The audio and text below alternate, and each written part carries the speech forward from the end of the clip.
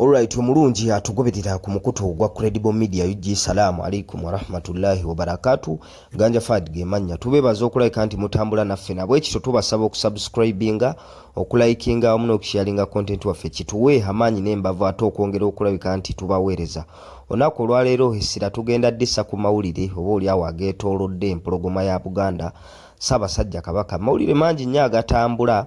Embeera ya Ssaabasajja Kabaka oba oli awo tennategeerekeka, emitima gy'Abaganda gikyali mu bbanga nga newankubadde emabegako Ssaabasajja Kabaka yavaayo n'ayogerako eri Obuganda. Bantu bangi nnyo oba oli awo abaasigala nga si bamativu, era amawulire agasinga okulabika nti ate gatrendinga agega okulabika nti abantu oba oli awo ekifaananyi kye baasiiga kyekiraga nti abantu tebakyalina bwesigwa. Abantu abamu mu Buganda wano ne Uganda tebakyalina bwesigwa mu mukuumaddamula Katikkiro Charles Peter Mayiga, wakati mu kuba nti Ssaabasajja Kabaka yavaayo n'ayogerako eri eggwanga era ne bamuteeka ne ku mikutu gye egy'amawulire mainstream media egya Buganda mu maloboozi ne video. Bantu bangi nnyo abaavaayo nga bagamba nedda oyo si ye Ssaabasajja Kabaka waffe, oyo yabadde AI oba artificial intelligence oba bintu byabadde bijingirire. Ekifaananyi ekyo kirabika bubi wakati mu kuba nti Charles Peter Mayiga Katikkiro yataddeyo oba oli awo vidiyo ezo n'amaloboozi ago aga Ssaabasajja Kabaka oba oli awo n'abakungu emmengo baddukanya nabo emirimu.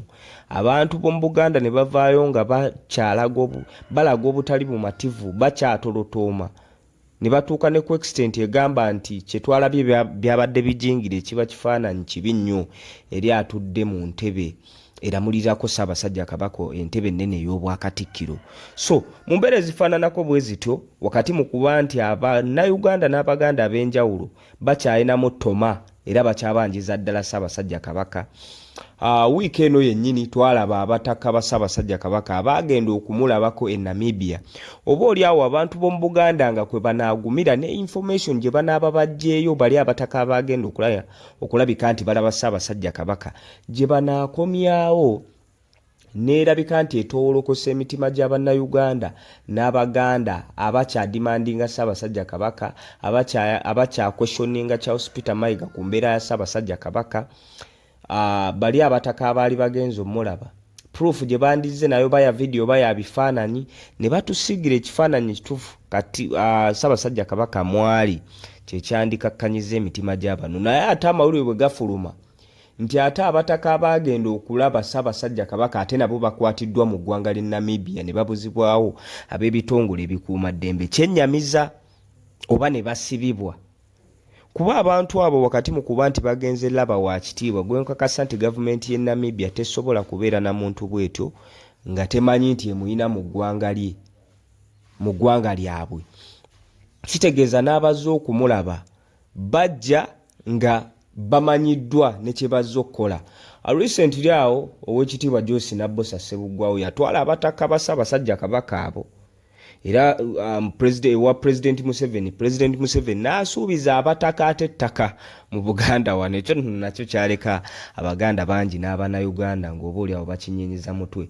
Mu ngeri y'emu ow'ekitiibwa Joyce Nabbosa Ssebuggwawo era yavaayo n'akola statement n'agamba nti abataka bano yabatuteyo oba oli awo President Museveni ababaakingeko financially bagende balabe embeera ya Ssaabasajja Kabaka. Then kyakubiri bayogerezeganye ne gavumenti y'e Namibia abantu abo ebawo obukuumi. Okitegeera mu mbeera ezifaananako bwe zityo ate abataka abaagenda okulaba Ssaabasajja Kabaka ne bakwatibwa. Ekyo kireka Bannayuganda n'Abaganda ng'emitima myennyamivu. So Mama Nambooze yavuddeyo n'ebibuuzo eby'enjawulo ng'oba oli awo naye y'omu ku beemulugunya mu mbeera ezitambula naddala ku mbeera ya Ssaabasajja Kabaka. N'agamba kijja kitya okuba nti President Museveni tamanyi nti Ssaabasajja Kabaka abadde mulwadde ebbanga lino lyonna. Era omuntu ali mu ailake y'Obwakabaka wano mu Uganda n'atuuka okulabika nti afuluma eggwanga n'agenda ne Namibia okufuna obujjanjabi. President Museveni n'atafuna oba oli awo mawulire gakwata ku Ssaabasajja Kabaka. Era Maama Nambooze ebimu ku bye yabadde yeebuuza nti President Museveni takyalina abantu bamutuusaako information oba Ssaabasajja Kabaka ali ku extent eyawansi ennyo nti asobola n'okubeeramu eyo embeera n'abanga pulezidenti w'eggwanga tamanyi embeera mwali. Kyokka ate wakati mu kuba nti ebintu bitambulawo ebityo, Abaganda ab'enjawulo ne bavaayo okulaga obutali bumativu. Mukuumaddamula Katikkiro Charles Peter Mayiga n'avaayo n'eddoboozi ery'obukambwe n'eddoboozi ery'okubatiisatiisa nti mwagala tugamba nti mwagala Ssaabasajja Kabaka okusinga abantu baabwe omusaayi abafamire ye, nga mu kyo baategeeza be bano Bassanjalyanbogo, Bajjunju oba oliawo n'abalangira abazaalibwa ne Kabaka. So mu mbeera ezifaananako bwe zityo Katikkiro wa Buganda okuva mu statement eyo kiba kyennyamiza, kuba Katikkiro ekimufuula Katikkiro aba Kabaka, taba Ronald Muwenda Mutebi ng'omuntu ssekinnoomu, aba Kabaka. Era abantu tebadimandinga Ronald Muwenda Mutebi ng'omuntu ssekinnoomu, wabula badimandinga for their king eyakuwa n'obwakatikkiro omulamulireko ku bantu be aba Buganda. Ekyo kitegeeza ki?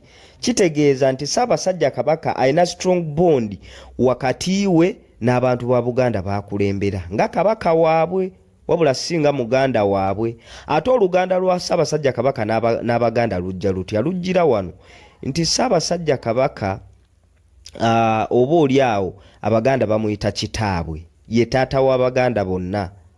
Kitegeeza nti ayina oluganda olw'omusaayi n'ebika byonna eby'omu Buganda.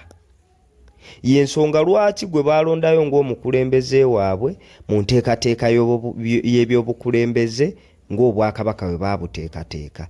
Kakati ate bw'ovaayo n'otandika okublaminga abo ababanja Kabaka waabwe, gwe n'obalaga nti tebateekeddwa olw'ensonga nti si ba musaayi gwe oba ogw'obujjajja oba omusaayi oguli biological Katikkiro, nga naawe ekifo mw'otudde sigamba nti olina oluganda ku Ssaabasajja Kabaka. Awo abantu ab'enjawulo we bavaayo ne bakomplainingira era ne beemulugunya oba oliawo ku statement Oweekitiibwa Charles Peter Mayiga ze yakola mu mbeera ezifaananako bwe zityo. So ebintu bino nga bwe bitambula, ekyamazima byennyamiza. Bw'otandika okubigattagatta, mutuufu omutwe guyinza n'okkubobba gwayagaliza Ssaabasajja Kabaka obulamu obulungi. Era Ssaabasajja Kabaka bwe yavaayo n'ayogerako eri Obuganda nga bwe twakiraba, nga newankubadde kyalebulwalebulwa, newankubadde abantu baasigala si bamativu, Abaganda bangi nnyo oba oliawo abaali batategeera bino bya AI ng'abasinga bwe bakisimbuliza, nga mu kaseera kano kyayingira mu mitima gy'abantu. Omanyi bagamba tewali mukka watali muliro.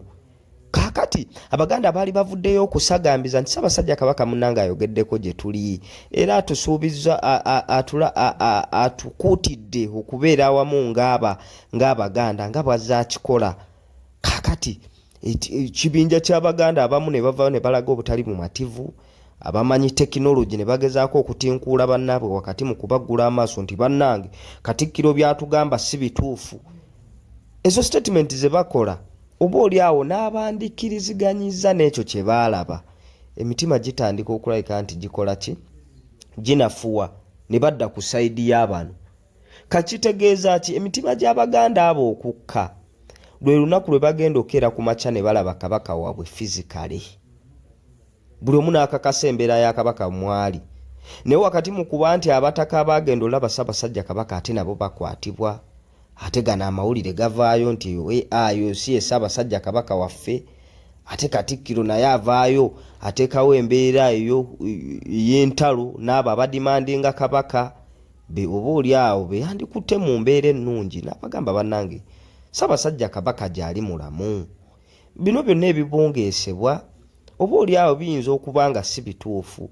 N'avaayo n'eddoboozi ery'obukulembeze, eddoboozi ery'obukkakkamu. Ate naye wavaayo mu ddoboozi erikaayofu n'ayita bano baddiikuula n'abakola ki, n'ayogeza olulimi awo olukaawo okukira omususa, n'aganze ndi mwazi mawanvu nina bbidi sitiisibwatiisibwa. Kitegeeza na bano b'oyolesezza obwanga nabo bajja kuddiza, kuba bo olwedde balaze nti oba oliawo tebalina bwesigwa gy'oli. Kaakati ate kyakubiri wakati gwe mukuvaayo kola statement okwedefendinga olumu ate okolera mu blanda. Toyinza kugamba nti abateekeddwa okulabika nti bavaayo okubanja kabaka be ab'omusaayi gwe. Kitegeeza otandise okwagala okwawula Abaganda ne kabaka waabwe. Ekyo ekifaananyi ky'oba osiga nga Katikkiro kikyamu. Katikkiro alina kunyweza bondi wakati w'Abaganda ne Ssaabasajja kabaka waabwe. Era wakati mu kuvaayo okumudimandinga kiraga nti bayaayaana, balina bondi enywevu, balina enkolagana enywevu engundivu obulungi wakati waabwe ne Ssaabasajja kabaka. Ate Katikkiro ogimu ku mirimu gy'olina okukola kwe kunyweza strong bondi eyo, ate gwe n'ovaayo n'ogijaabulula n'ogamba ono sina wa luganda lwammwe mubanja waaki. Kiba kirabika bubi mu mbeera ezifaananako bwe zityo. So eyo y'embeera oba oli awo eriwo ku mawulire ag'ebunguludde Ssaabasajja kabaka, naye byonna nga bigenda mu maaso. Kye tusinga okusaba ye Mukama Katonda okukuuma maaso mogi, okukuuma kabaka waffe, amuwa obulamu obulungi, amuwa obulamu oba oli awo nga bulamu bannayuganda n'Abaganda. Tuddemu okulabika nti tulaba ku Ssaabasajja kabaka waffe nga amwenya ne simayiro ye, nga yeetaba mikolo gye, ng'ajja n'atwadressinga physically. Nkakasa bulungi nnyo nti ekyo Abaganda bonna n'Abannayuganda kye basabira Ssaabasajja kabaka, era nga emitima gyaffe gijja kutebenkera ng'oba oli awo Mukama Katonda asobozesezza kabaka okuddamu okubeera n'obulamu obwo bulungi, obulamu nga bulamu, alamule ng'atudde mu ntebe y'abajjajjaabe. Bwetyo bwe tusobodde okutambula olunaku olwaleero. Ganja Fadge mannya, Credible Media yo gigwe mukutu. Kye tusinga obbasaba kwe kusubscribinga, okulayikinga wamu n'okusharinga content waffe, kituwe amaanyi n'embavu, okwongera ate okulabika nti tubaweereza. Salaamu alaikum wa rahmatullahi wa barakatuh.